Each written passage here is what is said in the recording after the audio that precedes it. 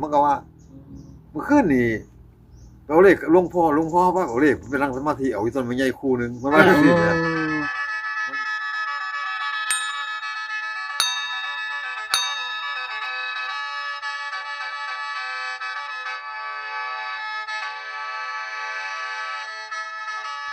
บ่มีเงินขับรถ เมื่อนี้มาตามก็ปูครับFCกับผม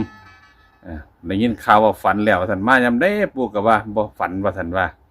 เมื่อนี้บ่ฝันคักแล้วนะครับเนาะเอาใส่1,000 ธันวาครับผมงวดประจำวันที่1ธันวานะครับเนาะส่งท้ายปีเก่าก็ว่าได้นะครับว่างวดที่เคยฝันนักเที่ยวครับพี่น้องโดยว่าฝันน่ะหลวงพ่อสุยดูขันเสื้อทำไม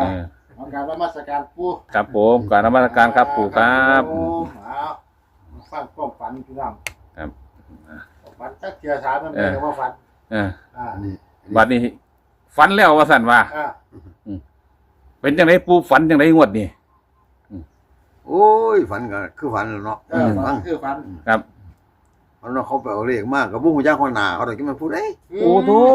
วันนี้ผู้ไปพระผู้มาให้กับบุ้งหูยักษ์ดิผีคือคนกับปู่ก็สิคนนี่ล่ะแต่บ่แม่นดอกผีว่าคนมันเว้ากันได้น่ะโอ้ยเอาเลขมามื้อคืนนี่แม่ไปเห็นหลวงพ่อไปเอาเลขนั่งเอาเลขก็หลวงพ่อเพิ่นพาไปเอาเลขว่าอาจจะเนาะพุ่นแต่ว่าผู้หูยักษ์เขาดิจักบ่ฟังซื่อบ่เป็นคนบ้านเฮาเลยบ่ไม่พาไปฟังซื่อแต่ว่าจังได้ค่อยได้ไปยินเขาเว้ากันมันนั่นล่ะมายางกลางมาว่าไสเพิ่นมาผู้ยังมาทางมาแต่บ่เห็นหน้ามันเนาะฟังเลยนะแต่คนอันนั้นบ่ค่อยฮู้จักหน้ามันดิครับคือจังคบกันจังมันคบอยู่ไสดอกบ่ทั้งเก็บบ่ได้อีกแล้วก็บ่เคยเห็นบ่เคยคบบ่เคยหยังก่อนบ่เคยพ้อกันนี่แต่ว่าเขาเห็นย่างมากมาเว้าเลยย่างมาพ้อกันถ้าจะพ้ออยู่ไสผู้ก็จะไปหยังทั้งเกิดให้พ้อหน้ากันมันเว้าขึ้นมาบอกโอ้คือคำเว้าเขาจะให้เฮาฮู้จักเด้อเว้ยเขาอยากให้เฮาได้ยินว่าเถาะสิเป็นจังซั่นล่ะไปเอาเลขมามือไปเอาเลขมากับหลวงพ่อว่าซั่นไปเอาอยู่ไสเอาเลขอยู่ไสซั่นไปเอาอยู่มาใหญ่คู่นึงว่าซั่นมีสมัยว่าใหญ่คู่นึงมันว่าจังซี่วันนี้หลวงพ่อไปนั่งสมาธิเอามันว่าสินะมันบอกนั่นได้ตัวใดได้มาไปตัวใดได้อยู่ได้เลข6 7 5ว่าซั่นโอ้3 ตัวเลยผมสนใจมากโอ้3 ตัวเลยมันก็จังซั่นนี่บ่รอกันก็นี่ไผนี่มันนี่ทำนั่นล่ะฝันกันเลยโอ้ได้ยินแล้วแกกันพาดไปเลยนี่พวกกันนี้จักหนีขึ้นมาครับคือจังบ่อยู่วัดคือบ่อยู่นี่ล่ะมันเป็นเอาไงว่ามันฝันจักฝันเลยเนาะเป็นนึงคือผมเนี่ยถ้าจำก็มันบอกได้อยู่โอ้ว่าเอาต้นไม้ใหญ่ไปเอาอยู่ต้นไม้ใหญ่มันคู่กันไปนั่งสมาธิหลวงพ่อเพิ่นมาสมาธิเอาซั่นมันว่าเลยถามมันได้ตัวใดล่ะมาซั่นบ่ได้อยู่บ่ได้อยู่ว่าซั่นได้ตัวใดบอกได้บ่หยังแล้วจังซี่ว่าได้6 7 5มันว่าโอ้หัวขึ้นเว้ยเขาบ่ได้ฝันนำเล็กคือน้ำเล็กก็ยังบ่ฝันจังซี่นี่บ่ได้ขึ้นน้ำเล็กบ่ได้ขึ้นน้ำจังเทียไปยังคือฝันเห็นว่าติแล้วก็ว่ามันบ่เข้ากันเทื่ออะไรบ่ใกล้แล้วก็บ่สุยแล้วก็เลยนอนก็บ่สนใจกับมันไหว้พระแล้วก็ธรรมดาแล้วก็นอนครับเบิ่งโทรศัพท์ยังก็รับไปเลยนี่วันมื้อขึ้นมาบ่ฝันนี่บ่แม่นบอกเลขเด้อฝันเด้อเดี๋ยวนี้ฝันเด้ออันนี้เป็นความฝันเนาะปู่เนาะกลับมาบอกความฝันสู่ฟังคันสนใจก็ซื้อบ่สนใจก็แล้วไปเอาฝันเนาะครับผม FC ฟังแล้วก็ไปพิจารณาเบิ่งเนาะปู่บ่ได้บอกเลขบอกเบอร์บ่ได้บอกเลขบอกแต่ความฝันเพราะว่าฝันจังได๋เราไปตามความฝันได้ให้ฟังเขาบอกซื้อฟังไปพ่อครับเขาผู้ที่พ่อก็บ่ให้หัวจักหน้ากันตามมองที่ไปพ่อนี่ก็บ่ฮู้เลยว่าอยู่หม่องไหนว่าซั่นแหมเห็นแต่ว่าไปสวนกันผู้ก็จักไปหยังนี่มันสวนกันมันก็มาคบง้อกันมันก็ว่าเมื่อคืนนี่เอาเลขหลวงพ่อว่าเอาเลขไปนั่งสมาธิเอาอีต้นไม้ใหญ่คู่นึงมันว่าจังซี่แหมมันนี่ผู้ก็เลยหยุดโกกับมันน่ะไม่ได้อยู่บ่ได้ตัวใดมาได้อยู่โอ้หยุดถามเลยหยุดโกกันนั่นได้6 7 5โอ้6 7 5ได้ซ้ำนั่นล่ะฝันกับฝันซ้ำนั่นล่ะบ่ได้ว่า2 ตัว 3 ตัวนี่มันจะบอกให้ฟังว่าได้6 7 กับบ่สองมันอีกที่ผู้กันได้เนาะเนาะ เลขบนเลขล่างเลขกับผสมเป็นทองได้อยู่ถ้ามันบอกนะ โอ้ ได้6เกียรหาเลย อืม ก็นี่ไปนี่มัน โอ้ ผู้ก็จำควบฝันได้แบบ เออ เมื่อขึ้นว่า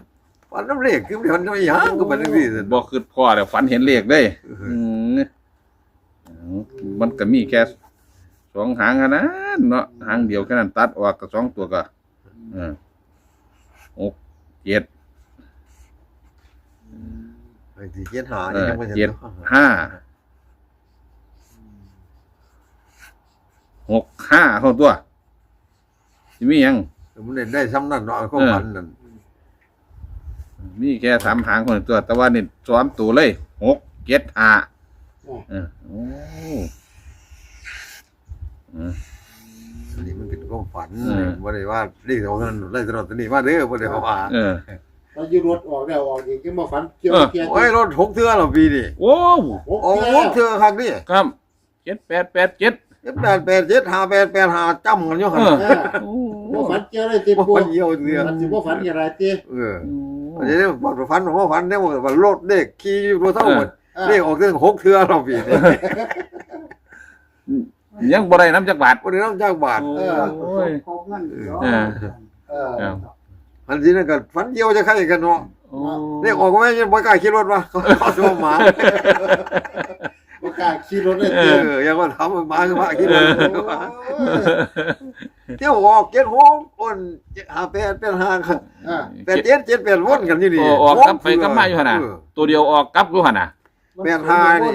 ผมฝัน อัน58มันสิออก2เทื่อ85เทื่อนึงกูบ่มันออกดูหมดล่ะ ครับ วันนี้ 7887บัดนี้ 87นี่ก็2เทื่อ78เทื่อนึงมันเป็น6เทื่อ บ่ฝันเกี่ยวเลย บ่ฝันเดียวจักหน่อย มันสิฝันมาฝันได้สิบัดนี้ มันสิฝันว่าฝันจังซี่มันสิฝันจังได๋ของมันอีก มันสิบ่ได้3ตัวบ่ปู่ฝันจังซี่แหม จังแล้ว นั่นจะฝัน นานๆที่ฝันสิโอ้ โอ้ก็คือมันคงบ่เคยคือนำบ่ได้หรอกมันมาฝันซื่อๆดอกแต่ว่าตะกี้แต่หลวงพ่อบ่ทันตายนี่อย่างนั้นมาสู่เรื่องฟังก็ฝันเรื่อยอยู่ดิ โอ้ ฝันหลวงพ่อทันตายแล้วมาฝันก็บ่ไกลบ่สุย โอ้เพิ่นไปแล้วบ่มีคนมาโสเรื่องเลขสู่ฟัง บ่เลย เลยบ่ฝันเลย ก็บ่ฝันก็บ่สุยบ่ไกลซ้ำ โอ้ แต่ก่อนน่ะสุยแต้มนึงสุยแต่ละแต้ม